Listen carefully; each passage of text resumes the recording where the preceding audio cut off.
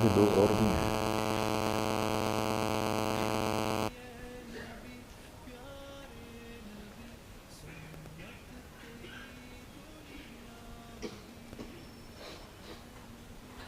انیس سو 97 کا ذکر ہے. ہاں، خواجہ صاحب کہتے ہیں جاتے سجن کو کوئی دیکھ نہیں سکتا. اللہ کرے کوئی جاتے سجن کو کبھی نہ دیکھے، کیونکہ دل پارا پارا ہو جاتا ہے. پھر کسی اور کے بہانے کبھی ہائے کرتا ہے، کبھی آنسو بہاتا ہے، کبھی آہیں بھرتا ہے کہ اپنے محبت کو چھپانے کے لیے. بادن ہوا کا صبرت ام لم تصبر وبکاک ان لم یجر دمعک او جرا. متنبی.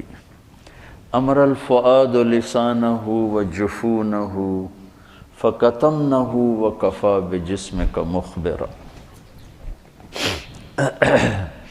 میں ایک جگہ بیٹھا تھا، سامنے ٹی وی چل رہا تھا،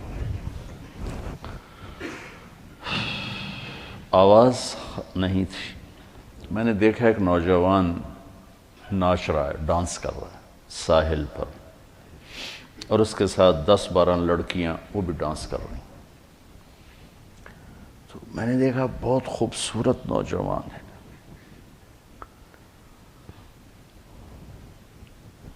تو مجھے خیال آیا یہ جو اتنی بڑی گمراہی میں ہے، اس کو ہدایت کیسے ملی، اور کون اسے جا کر اللہ کا پیغام سنائے گا. یہ وہیں بیٹھے بیٹھے ایک اس کی خوبصورتی اور جوانی پہ رحم آیا.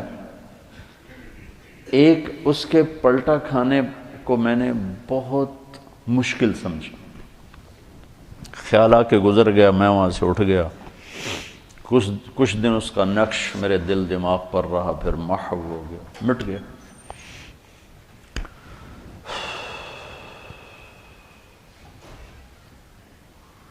کراچی کا اجتماع تھا ستمبر میں، تو انہوں نے میرے لیے ایک چھوٹا سا خیمہ بنایا ہوا تھا کراچی والوں نے. تو میں وہ خیمے میں بیٹھا ہوا تھا، تو ایک نوجوان میرے پاس آیا کہ جی پاکستان کا ایک مشہور گلوکار ہے، اس کا نام ہے جنید جمشید، میں آپ سے ملانا چاہتا ہوں. میں نے کہا کدھر ہے؟ کہ میرے ساتھ آیا. میں نے کہا تم کیسے جانتے ہو؟ کہ میرا کلاس فیلو تھا. میں نے کہا لے آؤ. تو وہ اس کو جب لے کر آیا تو اس نے چہرہ چھپایا ہوا تھا، مجمع کی وجہ سے شاید چہرہ پورا سے چھپایا ہوا. میرے سامنے آ کے بیٹھا اور یوں کھولا تو وہ وہی نوجوان جس کو میں نے اسکرین پر ناچتے دیکھا تھا. حیران.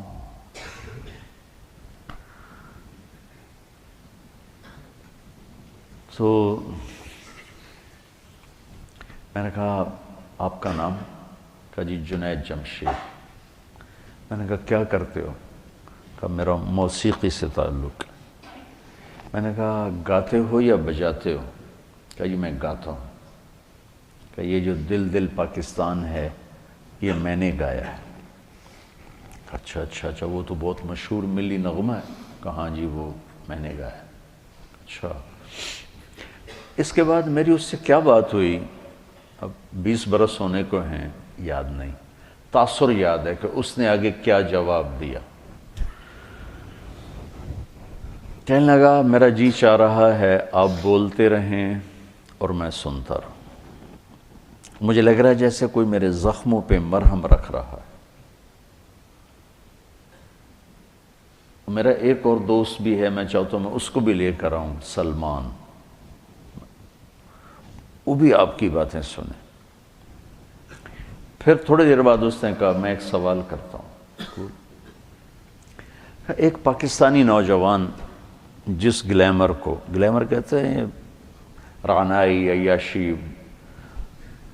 دنیا کی موج میلہ، جس موج میلے کو ایک پاکستانی نوجوان خواب میں دیکھتا ہے، وہ مجھے حقیقت میں حاصل ہے، میرے پاس ہے. لیکن اس کے باوجود میرے یہاں اندھیرا ہے. کیا یہ میرے یہاں اندھیرا ہے، یہ دل خالی ہے. مجھے یوں لگتا ہے میں وہ کشتی ہوں جس کا کوئی ساحل نہیں، جس کا کوئی گھاٹ نہیں، بے منزل مسافر ہوں. اچھا، بے منزل مسافر ہوں. یہ ایسا کیوں ہے؟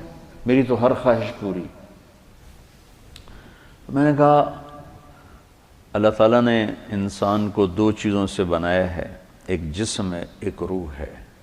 ان دونوں کی ضروریات الگ الگ ہیں. جس کی ضرورت پوری نہیں ہوگی وہ فریاد کرے. جسم کو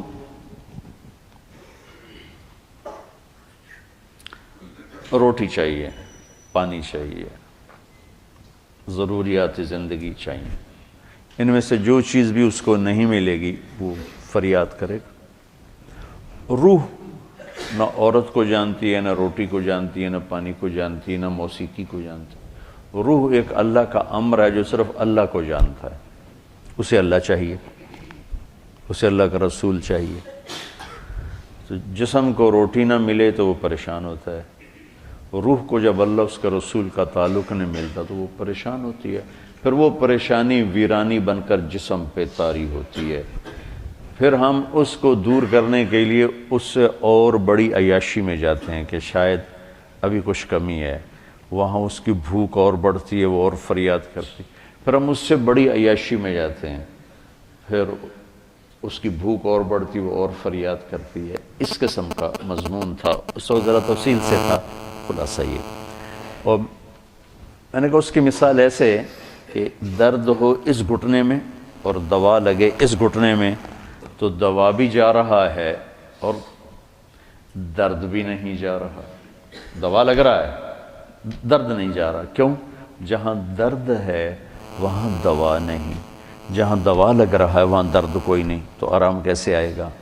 تو یہ بے چینی، کرب، یہ تو روح میں ہے اور ہم اسے دور کرنا چاہتے ہیں. جسم کی ضرور موسیقی، کھانا پینا، 5 اسٹار ہوٹل، گلیمر، موج میلہ، پروٹوکول، یہ تو سب جسم کی چیزیں.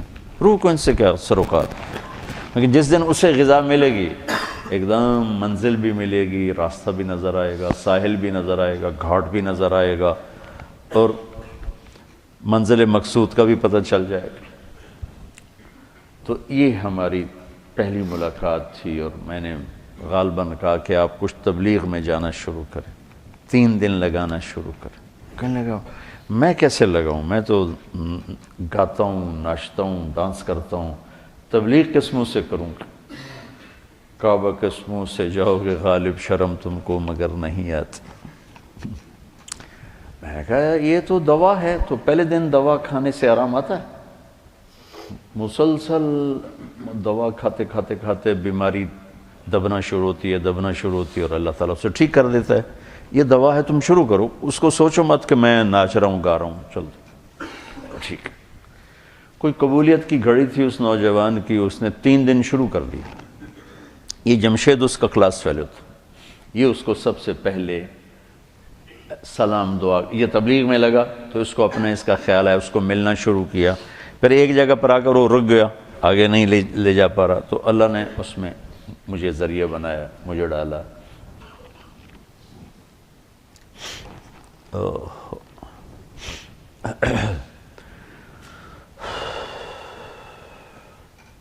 نومبر 1997 میں 4 مہینے کے لیے میری تشکیل ہوگی امریکہ. مستورات کی جماعت، میں اور اہلیہ اور لاہور کی جماعت تھی. میں لاس اینجلس میں تھا تو میں نے اسے فون کیا. تو اس زمانے میں یہ CLI پر نمبر نہیں آتا تھا، تو اور یہ اتنے موبائل فون یہاں اتنے تھے بھی نہیں، دوسرے فون تھے. تو میں نے اس کا فون نمبر لے لیا تھا. تو میں نے اسے لاس اینجلس سے فون کیا. کہنے لگا آپ کہاں سے بول رہے ہیں؟ میں نے کہا میں امریکہ میں ہوں، لاس اینجلس میں. کہنے لگا نہیں. میں نے کہا وہیں سے ہوں. کہا قسم اٹھائیں، قسم اٹھائیں. میں نے کہا چھوٹی سی بات پہ کیسے قسم اٹھاؤں؟ کہا نہیں یہ بہت بڑی بات ہے. میں نے کہا کیوں؟ میں ساری دنیا پھرتا ہوں، کبھی اپنی بیوی کو فون نہیں کیا، اب مجھے فون کیسے کر رہے ہیں؟ میں نے کہا یار تم سے محبت ہو گئی تھی اس لیے فون کر رہا ہوں، بس اس ایک فون نے نا اس کے دل میں میری محبت ڈالی۔ میں جب یہ حج پہ جاتا ہوں میرا 60-70 ہزار روپیہ صرف فون کا بل ہوتا ہے، 3000 تقریباً ریال میرا ہر سفر میں 15-20 دن میں میرا فون کا ہوتا ہے کہ میں ایسے ہی فون کرتا رہتا ہوں۔ وہاں کا فون وہ ہزاروں بیانوں سے بڑھ کر ہوتا ہے۔ بیان تو چھوٹی سی چیز ہے، مولانا صاحب رحمۃ اللہ علیہ فرمایا کرتے تھے کہ تبلیغ میں بیان کا اتنا ہی حصہ ہے جتنا جسم میں زبان کا۔ 6 فٹ کے جسم میں 5 فٹ 10 انچ 8 انچ کے جسم میں 2 انچ کی زبان ہے، کہ اتنا ہی تبلیغ میں زبان کا حصہ ہے، بول کا، بیان کا۔ باقی لوگوں کو دل لینے کے لیے پتہ نہیں کیا کیا جتن ہے، تو اس پر اتنا اثر ہوا اس بات کا کہ انہوں نے مجھے امریکہ سے فون کیا، تو پھر میں اسے پورے سفر میں فون ملاتا رہا، اب یہاں ہوں، اب کیا حال ہے۔ تو اللہ نے اس کے دل میں میری محبت ڈال دی۔ پھر وہ چلے کے لیے نکلا، پہلے اس نے چلے لگایا، 3 چلے نے چلے لگایا، ریمنڈ آیا ملا، میں نے بڑا پروٹوکول دیا، بہت پیار محبت ہنسا کھیڈا۔ تو کرتے اس نے 3 چلے لگا، 3 چلے کے لیے نکل پڑا۔ یہ غالباً 2001 یا 2 اس کا مجھے پورا یاد نہیں ہے، تو اس وقت یہ 3 چلے کے لیے نکلا۔ تو اس نے مجھے بالا کوٹ سے فون کیا کہ مولانا میں اس وقت بالا کوٹ کی ایک پرانی مسجد ہے، اس میں ہماری جماعت ہے، باہر فرش ٹوٹا ہوا ہے، اس پر ایک پھٹی ہوئی چٹائی ہے، اس پر میں لیٹا ہوا آپ کو فون کر رہا ہوں، اور جس سکون چین کو میں 5 سٹار ہوٹلوں میں ڈھونڈتا تھا وہ مجھے یہاں اس ٹوٹی ہوئی مسجد اور پھٹی ہوئی چٹائی پہ مل چکا ہے۔ مجھے یوں لگ رہا ہے میں ہوا میں اڑ جاؤں گا، بعین ہی اس کے یہ الفاظ۔ تو میں نے کیا جواب دیا یاد نہیں، لیکن غالباً میں نے یہی کہا کہ اب روح تک اس کی غذا پہنچ گئی تو موج ہو گئی۔ یہ اس نوجوان کا ابتدائی سفر تھا۔ اس کا ماضی کیا تھا؟ گلیمر کی دنیا میں، شوبز کی دنیا میں اتنا بڑا موسیقی میں سٹار آج تک نہیں پاکستان میں نہیں ہے، پاکستان میں کوئی نہیں ہے، اتنا بڑا نام کسی نے نہیں بنایا نہ کمایا۔ میں آپ کے استادوں کو بھی بتا رہا تھا، لندن میں ہر سال ایک میلہ لگتا ہے جس میں پوری دنیا کے بڑے فنکار، ہر ایک نہیں، بڑے جواد وسیم جیسے نہیں، بڑے فنکار بلائے جاتے ہیں، اور اس میں جو پھر وہ ریٹنگ لیتے رہتے ہیں سارے ملکوں سے، پورے دنیا میں ٹاپ لیول کا جو سٹار ہوتا ہے اس کے لیے خیمہ درمیان میں نصب کیا جاتا ہے، اور اس پر اس کا سپر سٹار فلاں یہ ہوتا ہے، اور باقی خیمے چھوٹے چاروں طرف ہوتے ہیں، رہتے وہ ہوٹل میں ٹھہرے ہوتے ہیں، لیکن وہ اس میلے میں نمائندگی کے لیے ان کو چند گھنٹے وہاں بٹھایا جاتا ہے، پھر لوگوں کا آنا، پھر باقی گانا بجانا، یہ سب کا۔ میں جب پہلی دفعہ وہاں انوائٹ ہوا، مدعو کیا گیا، تو میرا خیمہ لگا ہوا تھا، تو بیچ میں جو خیمہ تھا سپر سٹار وہ امیتابھ بچن تھا، اور سپر سٹار امیتابھ بچن۔ مجھے خیال آیا کہ میرا نام بھی کبھی آ سکتا ہے، تو میں نے خود ہی کہا کہ نہیں، تیری یہ اوقات نہیں کہ تیرا نام یہاں آئے۔ 4 سال کے بعد میں جب اس میلے میں گیا تو میں دیکھ کے حیران ہوا کہ بالکل درمیان میں سپر سٹار جنید جمشید، وہ خیمہ میرے نام کا۔ یہ بلندی کی انتہا ہے، یہاں سے وہ چٹائی پر آیا، معمولی سفر میں، آج سارا ملک رو رہا ہے، اور اب آج صبح ہی ایک بچی نے کینیڈا سے فون کر کے مجھے رلا دیا، میں تو پہلی 4 دن سے رو رہا ہوں، تو اس نے پھر مجھے رلا دیا۔ میں نے ایسا غم کسی کی موت پہ نہیں دیکھا۔ میں 46 سال ہو گئے تبلیغ میں، بڑی بڑی مذہبی شخصیات گئیں، سیاسی دنیاوی شخصیات گئیں، کسی کے رونے پر اس طرح عوام، چھوٹے بڑے، مرد عورت، مالدار غریب فقیر، سندھی بلوچی بروئی پٹھان پنجابی، میں نے کسی کو ایسے روتا نہیں دیکھا جیسے اس کی موت پر دنیا روئی ہے، روئے جا رہی۔ یہ وہ اعزاز ہے جہاں سے وہ چھوڑ کے آیا تھا۔ ابراہیم بن ادھم رحمۃ اللہ علیہ جب حکومت چھوڑ کے جنگل کی راہ لی تو وہاں ایک درویش پہلے بھی اللہ اللہ کر رہا تھا، اس کو غیب سے کھانا آتا تھا۔ ان کا کھانا آیا تو انہوں نے ان کو دعوت دی کہ آئیے کھائیے، تو انہوں نے کہا نہیں آپ کھائیں، مجھے بھوک نہیں۔ انہوں نے اپنا کھا لیا، 2 روٹی اور کچھ ساتھ ترکاری۔ جب ابراہیم بن ادھم کو بھوک لگی اور انہوں نے دعا کی تو پورا دسترخوان اتر آیا، بھرا ہوا۔ تو وہ درویش ایک دم بول اٹھا، یا اللہ میں تو برسوں سے پڑا تجھے یاد کر رہا، میرے لیے 2 روٹی اور سبزی اور یہ آج آیا اور اتنا بڑا دسترخوان۔ تو کہتے ہیں میں نے یہ واقعہ پتہ نہیں کہاں پڑھا تھا یا کہیں سے سنا تھا، سند تو مجھے معلوم نہیں ہے۔ تو غیب سے آواز آئی کہ تم جھونپڑا چھوڑ کے آئے ہو، یہ بادشاہت چھوڑ کے آیا ہے۔ تو ہر ایک کو اعزاز، انزل الناس منازلہم، انزل الناس منازلہم، تو اللہ نے اس کو اس کے منزلہ پر اتارا۔ واللہ میں نے ایسا سوگ، ایسا ماتم، ایسا رونا میں نے نہیں دیکھا۔ جنہوں نے کبھی اس کو دیکھا بھی نہیں وہ بھی روئے جا رہے ہیں۔ اتنی بڑی جگہ سے نیچے آنا، تمہیں کوئی ممبر سے اتار دینا تو تم کفر کے فتوے بغاوت پہ آ جاؤ۔ کہاں سے وہ اترا ہے؟ یہ سروزہ جماعت کا امیر بدل دو نا، تو جس کو بدلو اس کو غصہ چڑھو کہ مجھ سے امارت چھین لی۔ تبلیغ والوں نے اس کی قدر نہیں کی، مکی مسجد والوں نے اس کی تشکیلیں بند کر دیں کہ یہ تو اپنی ترتیب پہ چلتا ہے۔ میں تمہارے استادوں سے کہہ رہا تھا کہ ہاتھی کو ٹوکرے میں کوئی بٹھا سکتا ہے؟ اس کے لیے تو اس کے حساب سے ہی دروازہ چاہیے۔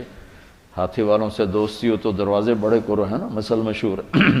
بھائی آپ مسجد وار کام نہیں کر رہے، اصل میں آپ مسجد وار کام نہیں، وہ مسجد وار کام کا ہے، یہ تو ہمارے جیسے کے لیے مسجد وار کام، تو اس پر ایک لگ گیا کہ یہ اپنی ترتیب پہ چلتا ہے، تبلیغ کا یہ اصول نہیں، تبلیغ کا یہ طریقہ نہیں۔ اللہ نے تبلیغ میں شہادت دے کر کہا میرا ہی طریقہ ہے، یہ میرا ہی کام کر رہا ہے، یہ میرا ہی کام کر رہا ہے۔ وہ جہاں ہے اس نے اللہ کا پیغام سنایا، کلبوں میں بڑے بڑے ہال، جہاں داخلے کا ٹکٹ پتہ نہیں کتنے 100 پاؤنڈ ہے، وہاں سے جا کے اللہ کی بات سنائی، اللہ کے نبی کا گیت گائے، اللہ کے نبی کی بات سنائی۔ 6 بر اعظم میں ہر بڑے ملک میں اللہ نے اس کو پھرایا، اور آخر میں اپنے نام پہ موت دیکھ کے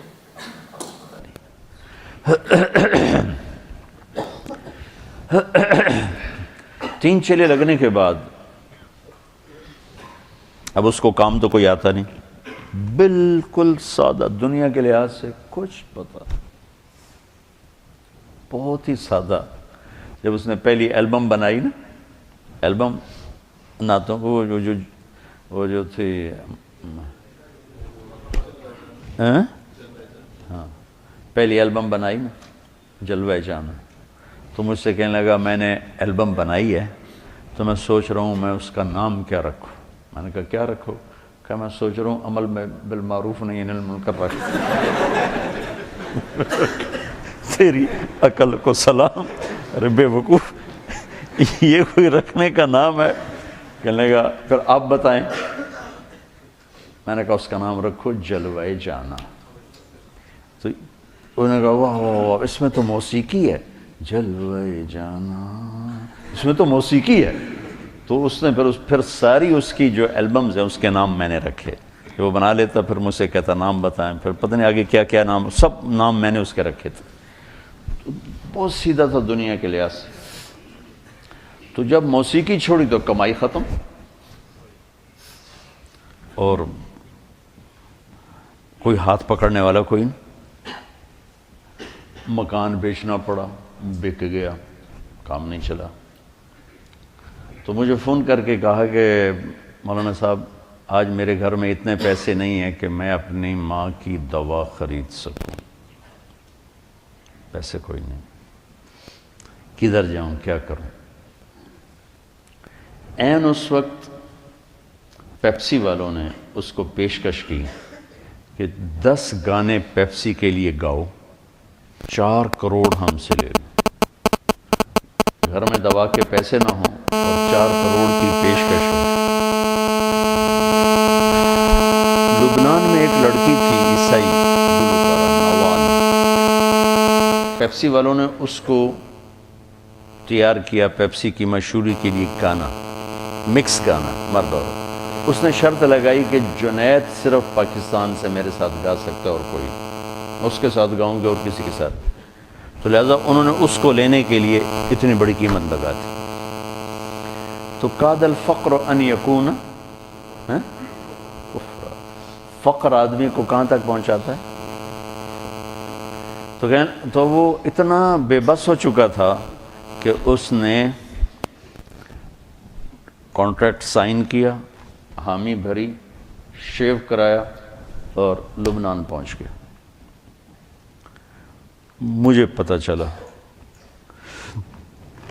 تو سب کو دعا میں لگایا اور خود میں نفلوں میں لگ گیا۔ پتہ نہیں میں کتنی نفل پڑھتا گیا، دعا مانگوں نفل پڑھوں، دعا مانگوں نفل پڑھوں، غالباً کوئی 50 نفل میں نے پڑھے۔ بے قراری کی کیفیت، رونا آئے۔ ایسوں کو تو ذمہ ہوتا ہے مالدار لوگوں کے کہ وہ سنبھالیں، لیکن موسیٰ علیہ السلام کا فرمان ایک روایت میں آتا ہے جب اللہ ناراض ہوتا ہے تو پیسہ بخیلوں کو دے دیتا، حکومت نکموں کو دیتا ہے، بارش بے موسم کی کرتا ہے۔ تو عموماً اس وقت پیسہ بخیلوں کے پاس۔ تو جب وہ وہاں پہنچا اور انہوں نے اس کو ہوٹل میں ٹھہرایا، ادھر ہم کچھ نہیں، اوپر والے کا نظام تھا، پتہ نہیں کیا چیز ذریعہ بنی۔ میں ایسے ہی دعویٰ کروں کہ میں نے دعا کی، میں نے نفل پڑھے، اللہ مجھے بڑے دعوے سے بچا۔ کہتا میں ہوٹل میں جب لیٹا تو میں بے قراری شروع ہو، بے چینی شروع ہو، نیند نہیں آ رہی، کروٹیں بدلتے بدلتے بدلتے رات کے 12 بج گئے اور میرے اندر آگ آگ آگ۔ آخر میں بے قرار ہو کے اٹھا، بیگ اٹھایا، کمرہ بند کیا، کاؤنٹر پہ چابی پھینکی اور سیدھا بیروت ایئرپورٹ پر آ گیا۔ اور پہلی فلائٹ جو مجھے ملی اس پہ چڑھ کے دبئی، اور دبئی سے پاکستان آ گیا۔ پاکستان پہنچا تو پرانوں کا جوڑ شروع ہو چکا تھا، پرانوں کا جوڑ۔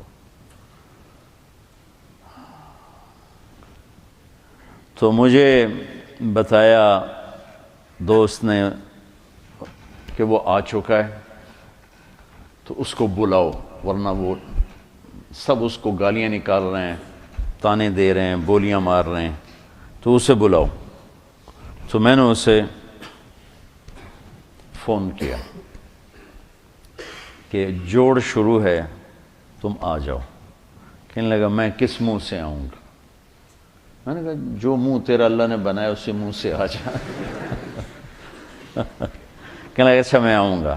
مجھے اندازہ ہو گیا کہ یہ نہیں آئے گا، تو میں نے اس کو فون کیا، سلمان اس کا نام۔ میں نے کہا سلمان ایسا کرو، اپنا اور اس کا ٹکٹ کروا لو اور اس کو بتاؤ نہیں، بس جب جانا ہے اس کو بتا دینا۔ تو اس کو لے کے آؤ، اور رات کی فلائٹ لے کے آؤ، دن کی نہ لاؤ، کسی نے دیکھا تو پھر ایسے ہی بدتمیزی نہ کرے۔ تو میں نے اگلے دن اسے فون کیا کہ آ رہے ہو؟ کہ مولانا میں نے بہت کوشش کی، ٹکٹ نہیں مل رہا، بکنگ نہیں ملی، اس لیے بہت معذرت چاہتا ہوں۔ میں نے کہا تیری بکنگ ہو چکی ہے، تم سلمان سے ملو، تمہاری رات 7 بجے یا 9 بجے کی فلائٹ ہے، تو وہ تمہیں لینے آ رہا ہے۔ کہا آپ نے مجھے پھنسا ہی لیا، چھوڑا ہی نہیں۔ تو رات کو 9 بجے کے قریب وہ اترا لاہور ایئرپورٹ، تو میں نے اپنی گاڑی بھیجی، گاڑی پہ لے کر آیا۔ وہ جوڑ میں ناول خان صاحب کے مکان پر ایک کمرہ میرے پاس ہوتا تھا، میں نے اس کمرے میں اس کو ڈال دیا۔ میں نے کہا تم نے یہاں سے باہر نہیں نکلنا، یہیں رہو، کمرے میں ہی رہو۔ ایک دن باقی تھا تشکیلوں میں، تو وہ دن کمرے میں ہی رہا، رات کو نکلا تھوڑا بہت ادھر۔ اگلے دن ہم گئے سیالکوٹ، تو بہت اس کا اکرام کیا، ہنسا کھیڑا، کوئی تبلیغ کی بات نہیں کی، کوئی یہ نہیں کہا شیو کیوں کرا دی، 3 چلے تم نے ضائع کر دیے، تبلیغ کو بدنام کر دیا۔ ایک یہ رخ ہوتا ہے، ایک ہوتا ہے کہ وہ نشہ پلا کے گرانا تو سب کو آتا ہے، مزہ تو تب ہے کہ گرتے کو تھام لے ساقی۔ تو واہ واہ واہ واہ، یا کوئی گانا تو سنا تو چل بھائی وہ شروع ہو جاتا۔ تو 5ویں دن جب ہم واپس آ رہے تھے تو وہ میری گاڑی وہ چلا رہا تھا، کہنے لگا مولانا آپ نے مجھے دوبارہ پھنسا لیا، مجھے باندھ دیا آپ نے، کہا اب میری پکی توبہ ہے۔ میں نے کہا ایسا کر ذرا اس کو مشہور کرو تاکہ ذرا راستہ بند ہو جائے واپس جانے کا۔ تو میرا بیان تھا کولو تارڑ میں، تو ہم وہاں چلے گئے، اور وہاں سے فارغ ہوئے تو ہم رائمنڈ کی طرف، اس کو میں نے لاہور بھیج دیا، اور ایک دن پہلے اعلان کروا دیا اس سے کہ میں پریس کانفرنس کرنے جا رہا ہوں۔ تو بہت بڑی پریس کانفرنس ہوئی پریس کلب میں، تو اس میں اس نے کھل کے یہ اعلان کیا کہ میں اب موسیقی سے توبہ کر رہا ہوں، اور آئندہ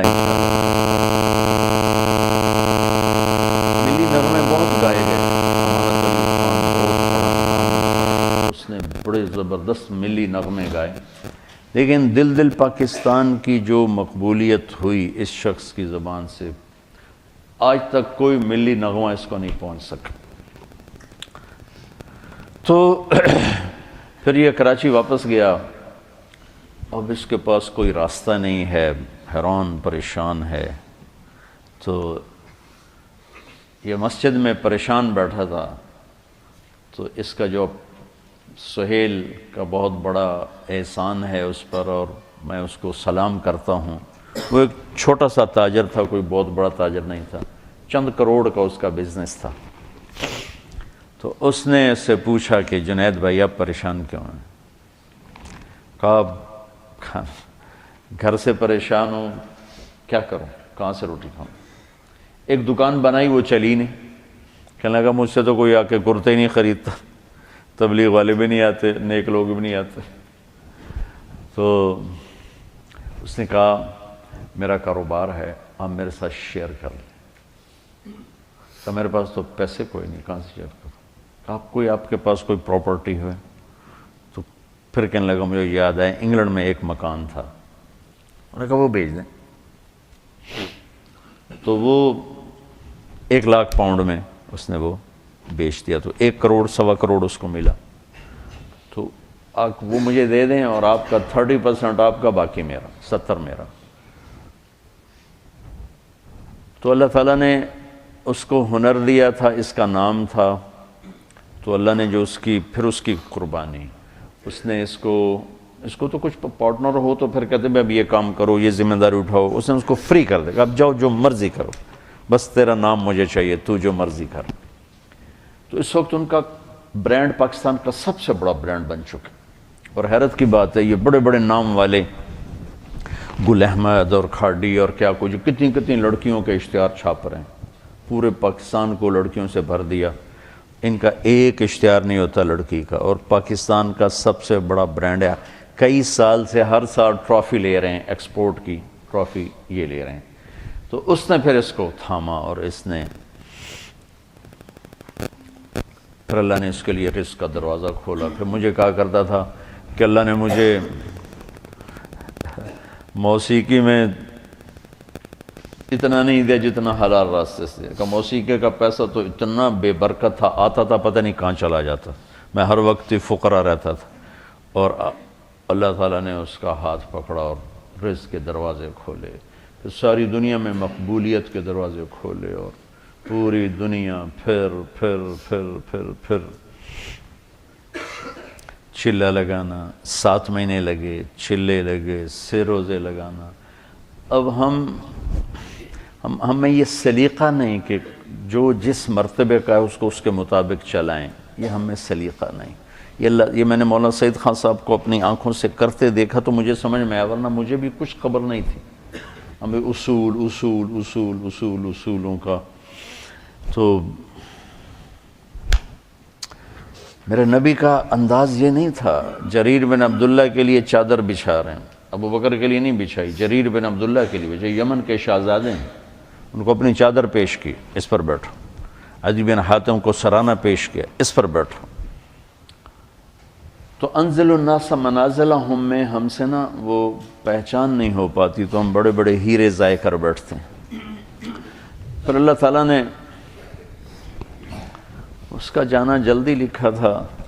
میں گیا جمعے کو ان کے ہاں، تو اس کی بیگم بہت رو رہی تھیں، وہ کہہ رہی تھیں کہ مجھے آج کل کہہ رہا تھا کہ دیکھو عائشہ میرے پاس ٹائم تھوڑا ہے، جلدی کر لو بچوں کی شادیاں، اور دیکھو تم ناراض نہ ہونا، میں نے اللہ سے اب اس کے راستے کی شہادت مانگی ہے، تو تم پریشان نہ ہونا میرے بعد، میرے بچے تمہاری خدمت کریں گے، سہیل بھائی تمہاری ضرورتوں کا خیال رکھیں گے، میں نے اللہ سے شہادت مانگی ہے، مجھے لگتا ہے میری عمر بس 52 سال ہی ہے، 52 سال کی عمر میں انتقال ہوا۔ تو کہنے لگی میں نے اس سے کہا تیری ماں 75 سال کی عمر میں مری، تیرا باپ 80 سال کی عمر میں مرا، تو کیوں ابھی سے موت کر رہا؟ کہتا بس مجھے لگتا ہے میرے 52 سال ہی ہیں، لہٰذا پریشان نہ ہونا میرے بعد، اللہ تمہیں ضائع نہیں کرے گا، تمہارے بچے تمہاری خدمت کریں گے، سہیل بھائی تمہاری ضرورتیں دیکھیں گے۔ تو میں نے اپنے اللہ سے مانگا کہ میں اس کے راستے میں اپنی جان دوں، تو کہاں سے تقدیر نے اس کو اٹھایا، امریکہ سے انگلینڈ آیا ہے، انگلینڈ سے کراچی آیا ہے، کراچی سے لاہور آیا ہے، تو لاہور تھا تو سعید چلی کی جماعت میں چل رہا ہے وہاں چترال، اس کا فون آ گیا کہ میری نصرت کے لیے آؤ، سہیل کو بھی اس کو بھی، تو تیار ہو گیا، ٹھیک ہے میں آتا ہوں، اور سہیل کو بھی اس نے تیار کیا، مجھے بھی فون کیا آپ بھی چلو، تو سہیل نے بھی کہا، میں نے کہا ٹھیک ہے آپ لوگ تو چلو، میں بھی دیکھتا ہوں اگر موقع ہوا تو میں بھی چلتا ہوں آپ کے ساتھ، میں تو کبھی چترال گیا نہیں، چلو آپ کی برکت سے میرا بھی سفر ہو جائے گا۔ کاش آپ میں سے کوئی بچہ مجھے اس جیسے اخلاق والا مل جاتا۔ میں تمہارے استادوں سے کہہ رہا تم سارا دن قرآن حدیث پڑھاتے ہو، لیکن تم سب میرے سامنے میرے بچے ہو، کچھ میرے بھائیوں جیسے مولانا عبیداللہ صاحب جیسے میرے مولوی مفتی صاحب جیسے، باقی سب تو میرے چھوٹے ہیں۔ میں نے کہا میں دیانتداری سے کہتا ہوں، میں تم میں وہ اخلاق نہیں، اپنے میں وہ اخلاق نہیں دیکھتا جو میں نے اس نوجوان میں وہ اخلاق دیکھے۔ تو سٹیج پر جب اداکار آتا ہے تو اس کے آنے کا جو وہ ہوتا ہے نا، اس کو کہتے ہیں انٹری، وہ اگر ایسی ہو کہ مجمع اثر لے لے تو پھر وہ چھا جاتا ہے۔ وہ آئے جواد وسیم کی طرح پیٹ نکال کے تو وہ کبھی بھی سٹیج پہ مشہور نہیں ہو سکا۔ تو ایک اداکار کا آنا یہ بڑا قیمت رکھتا ہے۔ ایک جب وہ اپنا وہ پروگرام یا اپنا حصہ ختم کر کے جب نکلتا ہے پیچھے، ایک وہ بیچ میں کچا پکا بھی ہو جائے تو کوئی فرق نہیں پڑتا، لیکن اس کا آنا بھی ہونا چاہیے گرم جوشی کا، اور جانا بھی ہونا چاہیے گرم جوشی کا، تو پھر بیچ کا جو کچا تاثر ہے یا تھوڑا جو ڈاؤن ہوتا ہے وہ لوگ بھول جاتے ہیں۔ تو پھر میں وہ اس کو تشبیہ دیا کرتا تھا، میں کہا جنید تیری انٹری بڑی زبردست ہوتی ہے۔ مجھے اتنے لوگ فون کرتے ہیں، کبھی کوئی ایسے نہیں گرم جوشی، کبھی کسی نے مجھے اتنی گرم جوشی سے کبھی نہیں کہا مولانا مولانا مولانا، چاہے دن میں 10 دفعہ فون کرو، اسی گرم جوشی کے ساتھ بولو۔ یہ میرے والد مرحوم میں عادت تھی کہ وہ جس کو ملتے تھے آؤ جی ایسے کر کے ملتے، تو لوگ ساری زندگی یاد رکھتے تھے۔ وہ پہلی انٹری ایسی ڈالتے تھے، حالانکہ وہ بڑے غصے والے تھے، لیکن پہلی انٹری ایسے آؤ جی آؤ جی آؤ جی، تو وہ لوگ ساری زندگی یاد رکھتے۔ اب مجھ سے وہ ہوتا ہی نہیں ہے۔ ایک دفعہ ہمارا نائی، میں نے شاید پہلے بھی سنایا آپ کو، عبدالشکور مرحوم فوت ہو گیا، مجھ سے کہنے لگا مولانا صاحب توڑے دیرے آمن دی کوئی چس کوئی نہیں، آپ کے دیرے آنے کا کوئی مزہ کوئی نہیں۔ میں کہا کیوں؟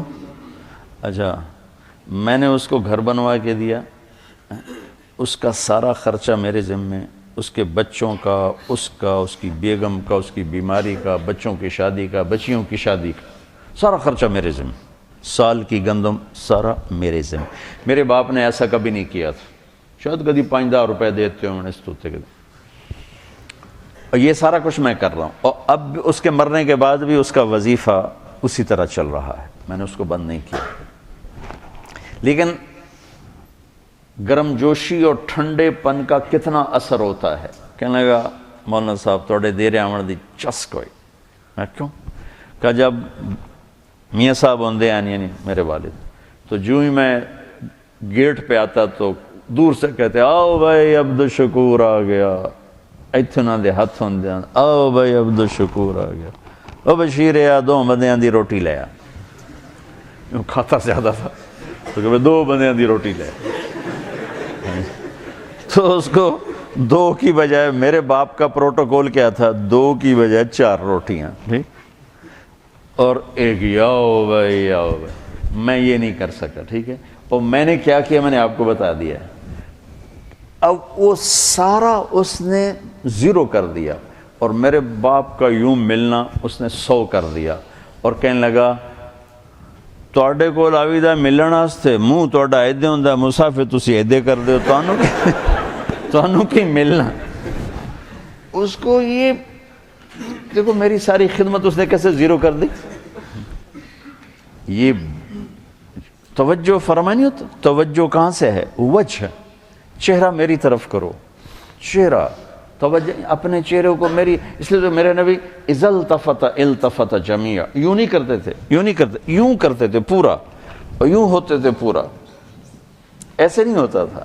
کہ یہ اتنا اثر ڈالتا ہے کہ میری اتنی خدمات اس نے ایسے کر دی، اور صرف میرے باپ کا یوں کرنا اس نے 100 کر دی۔ یہ جنید میں صفت تھی، کوئی انکار نہیں، ہر وقت بشاشت، کروڑوں روپے کماتا تھا اور 1 روپے کی زکوٰۃ فرض نہیں، کہ ایسے دیتا تھا، ایسے دیتا، ایسے ایسے، ہر وقت اس کی جیب سے ایسے نکلتے تھے اور اپنی بیگم سے کہا ابھی کہ دیکھو مجھے لگتا ہے میرا وقت قریب آ چکا ہے، تو میرے بعد ہاتھ نہ روکنا، اللہ کے واسطے خرچ کرتے رہنا، ہاتھ نہ روکنا۔ تو بچوں بڑا صدمہ دے کر گیا ہے۔ میں کہہ رہا تھا ایک شعر ہے بڑا پرانا گھسا پٹا سا، ہر کوئی اپنے مردے پر فٹ کر دیتا ہے، لیکن مجھے پہلی دفعہ یہ شعر بڑا وزنی نظر آیا اور بڑا بھرپور نظر آیا، اور اس شعر کا اگر کوئی مصداق ہے میری اس زندگی میں تو وہ جنید بنا ہے۔ بچھڑا کچھ اس صدا سے کہ رت ہی بدل گئی، وہ ایک شخص سارے شہر کو ویران کر گیا۔ میں اس پر فٹا تھا، میں نے اور کسی شخصیت پر ایسا ماتم نہیں دیکھا، ایسا رونا دھونا نہیں دیکھا۔ میرے عزیزو دیکھو میں تمہارا استاد تو کوئی نہیں ہوں، کیونکہ میرا پڑھانا پڑھونا تو ہوتا نہیں، تمہارے استاد بیٹھے، ہمیں سبب ہوں اس سارے، اللہ نے مجھے سبب بنایا آپ بچوں کے جمع ہونے کا، یہ ایک سسٹم کا۔ زندگی اس امت کو مختصر ملی ہے، کام بہت بڑے ملے ہیں، اس میں سارے نہیں ہو سکتے، سارے نہیں ہو سکتے، ایک ہی ہو سکتا ہے۔ ایک سے مراد ہے یعنی جو زیادہ اہم ہیں ان میں لگا جا سکتا ہے۔ ابو غدہ رحمۃ اللہ علیہ نے بھی اپنی کتاب میں لکھا ہے کہ علم لامحدود ہے، زندگی محدود ہے، لہذا سب کا احاطہ نہیں ہو سکتا، تو اپنے آپ کو اہم فالاہم میں لگاؤ، ایسے نہ ضائع کرتے پھرو، منطق کے پیچھے لگ گئے، فلسفے کے پیچھے لگ گئے، پتہ نہیں شعر و شاعری کے پیچھے لگ گئے، وہاں لگو جہاں کچھ کما سکو۔ آپ میری سب سے قیمتی متاع ہو، میرا اپنی معیشت پہ کوئی محنت نہیں، اس لیے میرا اس سے کوئی تعلق نہیں بن سکا، گھر میں میرا رہنا واجبی سا، میری محنت جو بھی ہے ٹوٹی پھوٹی محنت کا لفظ تو کہنا ہی توہین ہے، جو بھی گزری آوارہ گردی گزری، اب جیسے بھی گزری جوتیاں چٹ کھاتے گزری، تو اب لوگ نا میرا سرمایہ ہو۔ اور جب آدمی کے پاس سرمایہ تھوڑا ہو نا تو وہ چاہتا ہے کسی اچھے کاروبار میں لگے تاکہ پروفٹ زیادہ ہو۔ جس فصل میں منافع زیادہ ہو وہ لگاتے ہیں، بازار میں جو سودا زیادہ بکتا ہو وہ رکھتے ہیں۔ تو جنید کی موت نے پھر میرے اوپر تبلیغ کی ہیبت طاری کر دی کہ ایسے ہیرے لاکھوں کروڑوں پڑے ہوئے ہیں، خانقاہ والے چل کے نہیں جاتے، مدرسہ والے چل کے نہیں جاتے، تبلیغ والے چل کے جاتے، جو انبیاء کی سنت، جو انبیاء کا شیوا ہے کہ گالیاں کھا کے پھر دستک دیں، یوں بیٹھنے والوں کو سنانا، اصابعہم فی آذانہم اور واستغشوا ثیابہم، کون سنائے گا؟ کسی میں طاقت ہے؟ اللہ کے بندے نوح علیہ السلام نے 950 سال ایسی قوم کو سنایا، تو اللہ نے تحفہ کیا دیا؟ کل عالمین کو چھوڑ کر آپ کو سلام پیش کرتا ہے آپ کا رب۔ بے طلبوں میں جانا، ایسے ہیروں کو ڈھونڈنا۔ اچھا میں کبھی تقابل نہیں کرتا، میں متعصب نہیں ہوں کہ میں کہوں بس یہی ہے اور کچھ نہیں ہے۔ جہاں سے ایک آدمی کو بھی فائدہ ہو رہا ہے اس کو بھی سلام کرتا۔ تمام دین کی محنتوں کی میرے دل میں عظمت ہے، قیمت ہے، مجھے کسی ایک کو اختیار کرنا ہے تاکہ مجھے بھی فائدہ ہو، تو میں اس میں لگنا چاہتا ہوں جس کا نفع مجھے دنیا اور آخرت میں زیادہ ملے، چونکہ ٹائم بھی تھوڑا ہے، عمر بھی تھوڑی، اسباب بھی تھوڑے ہیں، کام بے شمار ہیں۔ تم خالی راستے سے پتھر ہٹانے پر بھی لگ جاؤ تو اللہ اس پر بھی بہت بڑی جنت عطا فرما دے۔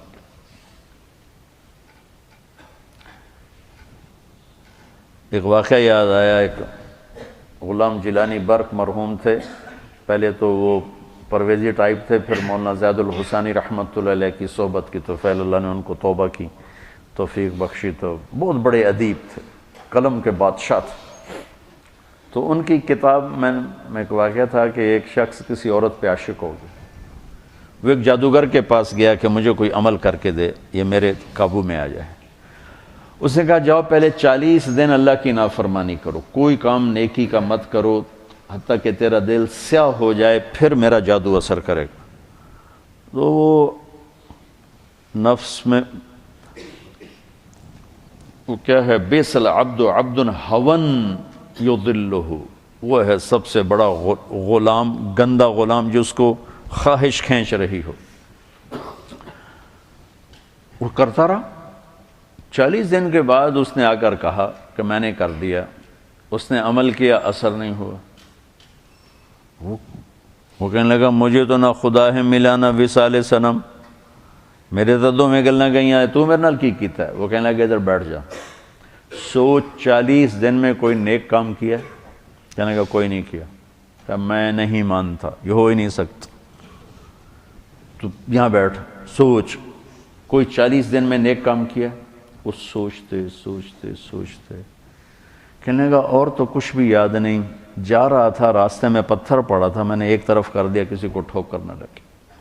تو جادوگر کی ہائے نکلی کہ لعنت ہے تجھ پر کہ تو ایسے کریم رب کا نافرمان ہونا چاہتا ہے جس نے ایک چھوٹی سی نیکی پر تیرے ایمان کو سلامت رکھا، کہ میرا جادو چلتا ہی اس وقت ہے جب ایمان رخصت ہو جائے، تو توبہ کر اور میں کلمہ پڑھتا ہوں۔ اس لیے میری نظر میں دین کے کسی کام کا استخفاف نہیں، لیکن کیا فرض اور واجب برابر ہیں؟ بولو، واجب اور سنت برابر ہیں؟ سنت اور سنت غیر مؤکدہ برابر ہیں؟ نفل اور سنت برابر ہیں؟ تو میرے عزیزو، اس وقت جس جگہ تم طاقت لگا کے دنیا اور آخرت میں بہت بڑی کمائی کر سکتے ہو وہ تبلیغ ہے۔ اگر آپ دائیں بائیں کوئی ذکر میں چل پڑا، کوئی کتابیں لکھنے میں چل پڑا، یہ سارے میں سلام کرتا ہوں، واللہ میرے دل میں کسی کی کمی نہیں، یہ کلن علی خیر، کلن علی خیر۔ تو میں چاہتا ہوں اپنی طاقت تبلیغ میں لگاؤ، تبلیغ میں لگاؤ، تبلیغ میں لگاؤ۔ اور خاص طور پر یہ جو زمانہ تعلیم ہے، اس میں تو ہمارے اکابر طلبہ کو بیعت نہیں کرتے تھے، طلبہ کو ذکر نہیں دیتے تھے کہ تمہاری توجہ بٹ جائے گی۔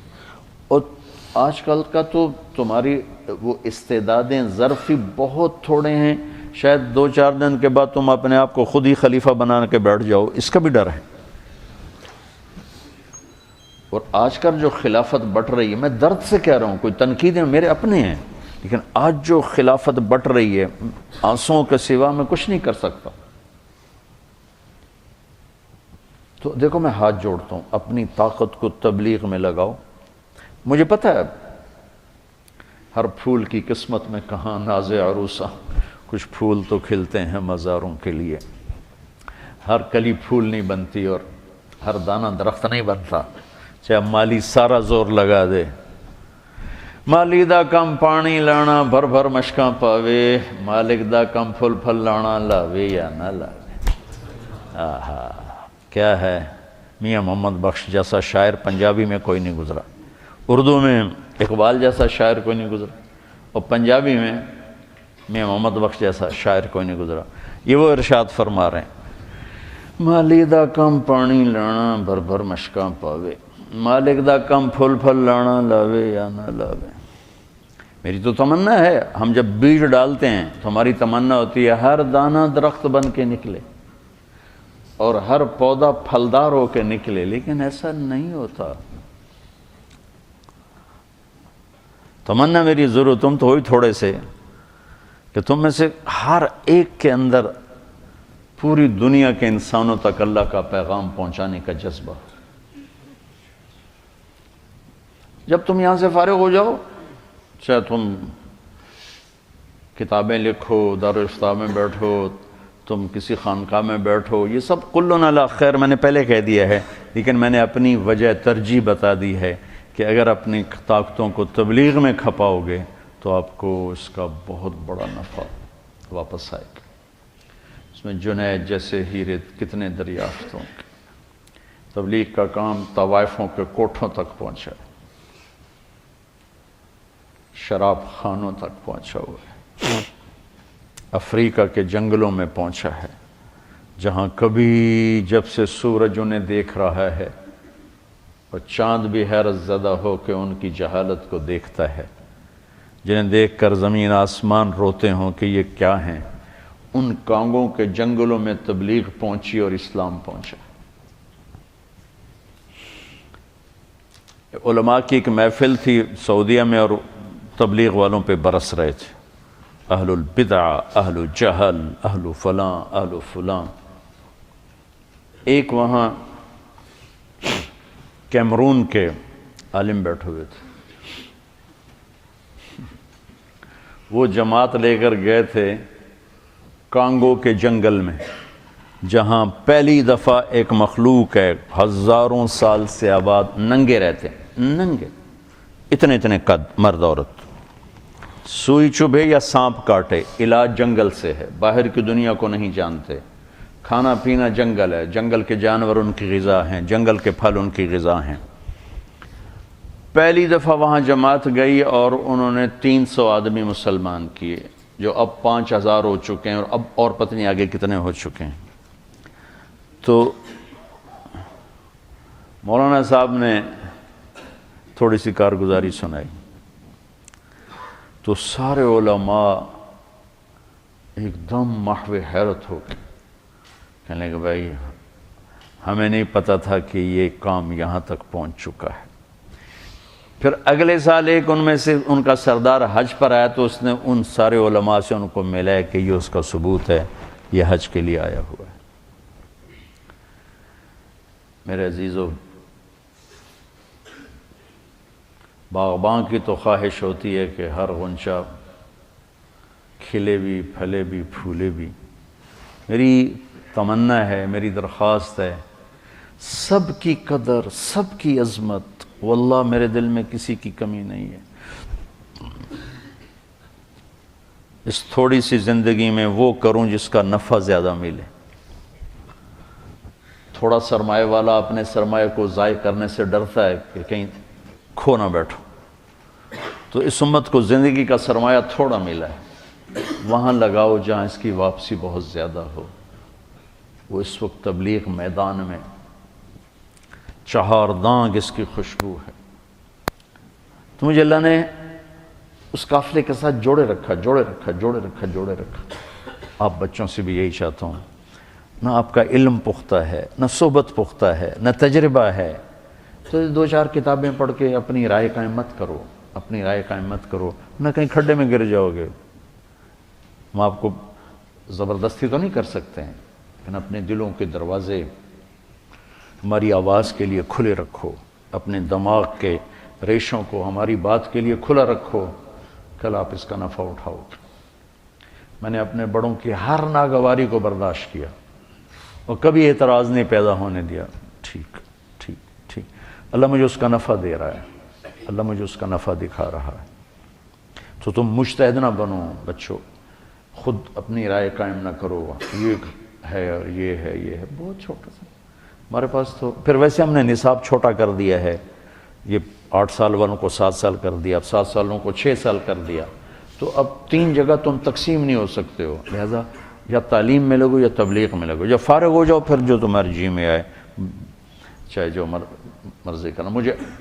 مجھے 8 سلسلوں میں خلافت حاصل ہے، 8، یہاں 4 ہیں نا، چشتیہ، قادریہ، سہروردیہ، نقشبندی۔ مجھے 8 سلسلوں میں 4 جو ان کو مجھے نام بھی نہیں آتا۔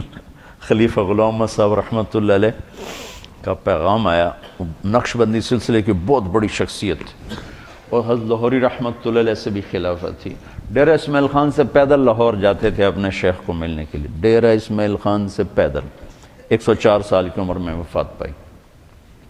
تو ان کا پیغام آیا کہ مجھ سے آ کے ملو، میں لاہور میں تھا، میں رائمنڈ تھا، وہ لاہور تھا، اجتماع تھا، تو میں نے نظر انداز کر دیا۔ تو پھر ان کے کا پیغام ہے مجھ سے آ کے ملو، میں نے پھر نظر انداز کر دیا۔ میں کہا حضرت مجھے تو تصوف کی الف بے کا نہیں پتہ۔ کہا بس میں نے آپ کو دینی ہے۔ پھر ادھر انگلی رکھ کے پتہ نہیں کیا کیا، پھر ادھر کچھ کیا، سے سوراخ ہوا کہ نہیں ہوا یہ تو اللہ رسول جانے۔ پھر انہیں میری خلافت لکھوائی۔ 4 جو یہاں معروف ہیں، 4 اور جو میں نے پہلی دفعہ ہی سنے ہیں، پتہ ان کے نام کہیں وہ پرچہ پڑا ہوگا، میں نے سنبھال کے رکھا ہوا تو تھا، لیکن وہ میں ایسے مجہول سا ہوں اپنی چیزوں کے بارے میں۔ تو 8 سلسلوں میں مجھے خلافت دی، لیکن میں تمہیں دیانتداری سے کہہ رہا ہوں، تمہارا فائدہ تبلیغ میں لگنے میں ہے۔ مولانا یوسف لدھیانی صاحب رحمۃ اللہ علیہ نے مجھے خلافت دی، اور میرے لیے جو سب سے بڑی باعث برکت ہے نا، وہ سید نفیس الحسینی شاہ صاحب رحمۃ اللہ علیہ کی نسبت۔ تو بچوں آگے فقیرانہ اے صدا کر چلے، میاں خوش رہو ہم دعا کر چلے۔ کرنا نہ کرنا تو آگے تمہارا کام ہے، بتانا ہمارے ذمہ ہے۔ سو کوشش کی ہے کہ آپ کو بتا دیا جائے، احباب جمع ہے، میر حال جل کر پھر اتفاق سے میرے دوست مانا کرنا۔ چلو جنید کے لیے تھوڑی دعا کرو۔ اللہم لک الحمد کما انعمت وصلی علی محمد وقل منا ما انت انک انت التقوی یا اللہ یہ سارا مجمع تیرے نیک نیک نیک نوجوانوں کا ہے، ان کے استاد ہوں یا مدرسے کے ملازم ہوں یا یہ بچے پڑھنے والے ہوں، یہ سب تیری راہ کے ساتھ رہیں، سب وہ شربان شعور کو عبادت ہی رہیں یا اللہ۔ یا اللہ ان کے اٹھے ہوئے ہاتھوں کی برکت، سارے شہدائے اس جہاز کو، خاص طور پر میرے دوست میرے بھائی جنید کی اہلیہ کو اپنی شایان شان درجات عطا فرما، ان کی بخشش فرما، ان کے درجے بلند فرما، ان کی کمی کوتاہیاں معاف فرما یا اللہ یا اللہ یا اللہ۔ زندگی بھر میں جو اس سے غفلت ہوئی، کوتاہی ہوئی، تو بہت قدرت والا ہے، اپنے فضل و احسان سے اس کو معاف کر دے۔ اس نے ساری زندگی تیرے نبی کی نعت سنائی، تیری تعریف کی، تیرے سامنے اس نے ایک مناجات ایسی گائی ہے یا اللہ کہ وہ جب بھی سناتا تھا ہمارے دل پگھلتے تھے، ہمارے آنسو بہتے تھے یا اللہ۔ وہ تیرے پاس پہنچ چکا ہے، ہماری دعا ہے یا اللہ کہ تو اہل ایمان کو وہاں جمع کرے اور اس سے کہے اٹھ اور کھڑا ہو، سنا الہی تیرے در پر بھکاری بن کے آیا، الہی تیری چوکھٹ پہ بھکاری بن کے آیا یا اللہ۔ مدت تو ہم نے یہ مناجات سنی، مینا میں سنی، عرفات میں سنی، مکہ میں سنی، اور یا اللہ ہم آنسوں سے روئے اس کی دردناک آواز نے۔ وہ خود بھی روتا تھا، ہمیں بھی رلاتا تھا یا اللہ۔ آج وہ تیری بارگاہ میں پہنچ گئے، میرا جی چاہتا ہے یا اللہ تو اہل ایمان کو جمع کرے، ان کی ارواح کو جمع کرے، فرشتوں کو جمع کرے، اور تو ان سے کہے میرے بندے اٹھ اور سنا، الہی تیری چوکھٹ پر بھکاری بن کے سراپا عجز فقر و ندامت لے کے آئے۔ اے اللہ ہم بھی تیرے پاس راستے میں ہیں، کب آنا ہے تجھے زیادہ پتہ ہے، لیکن ہم بھی میرے مولا بھکاری ہیں، عجز و ندامت ہے، دامن خالی ہے، نیکیاں بھی گناہ نظر آتی ہیں، گناہوں کا بوجھ تو پہلے ہی بہت زیادہ۔ اے اللہ ڈر لگتا ہے پتہ نہیں کس حال میں تو واپس بلائے گا میرے مالک۔ تو نے فضل فرمایا، ساری زندگی نیک نامی کے ساتھ گزر گئی، نیک لوگوں کے ساتھ گزر گئی، ان خوبصورت نوجوانوں کے ساتھ گزر گئی۔ اے اللہ یا اللہ اے میرے مالک، تیری بے نیازی سے ڈر بھی لگتا ہے، تو سمجھ تو غنی ہے، ہم فقیر ہیں،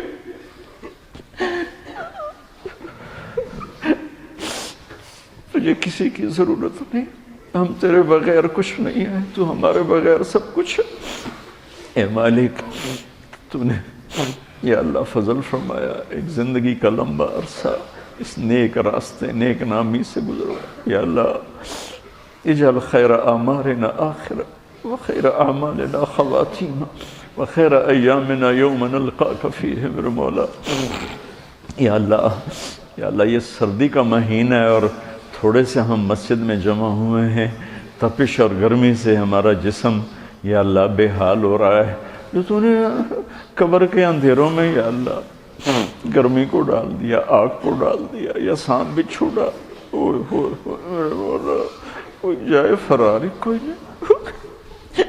اے اللہ ہماری قبروں کو تنگ نہ کر، اندھیرا نہ کر، گرمی نہ کر، جو تیرے نبی کا فرمان کہ قبر جنت کا باغ ہوتی ہے وہ باغ منا۔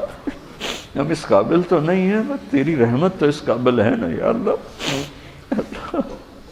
وہ غار والوں نے تو تجھے عمل پیش کیے تھے تو تو نے پتھر اٹھایا تھا، ہم بھی کیا پیش کرے یا اللہ؟ فقیر آدمی کیا پیش کر سکتا؟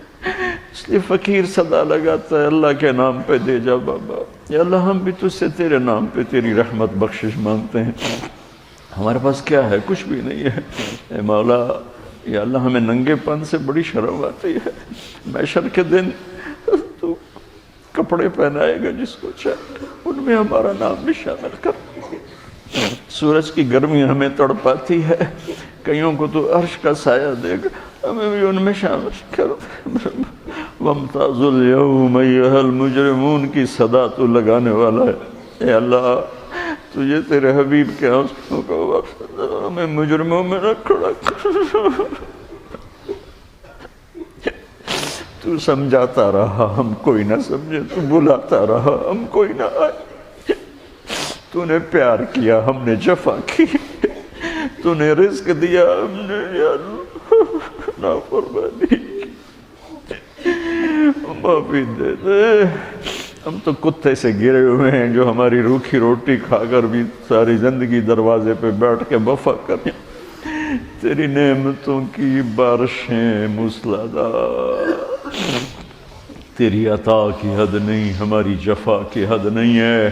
بس مہربانی کر دے یا اللہ، ان بچوں کو قبول فرما، ہمارے اس سلسلے کو قبول فرما، ہم سب کو اس دعوت کے مبارک کام میں قبول فرما۔ ہمارے مدرسہ کے اساتذہ، ان کے اہل عیال اولادیں، ہمارے مدرسہ کے ملازمین، ان کے اہل عیال اولادیں، ہم یہ بچے یا اللہ ہم سب پر عافیت کی چادر ڈال دے، رحمت کی چادر ڈال دے، محبت کی چادر ڈال دے، قبولیت کا تاج سر پہ سجا دے، دنیا میں بھی باعزت زندگی دے، خاتمہ بھی باعزت دے، واپسی بھی باعزت ہو۔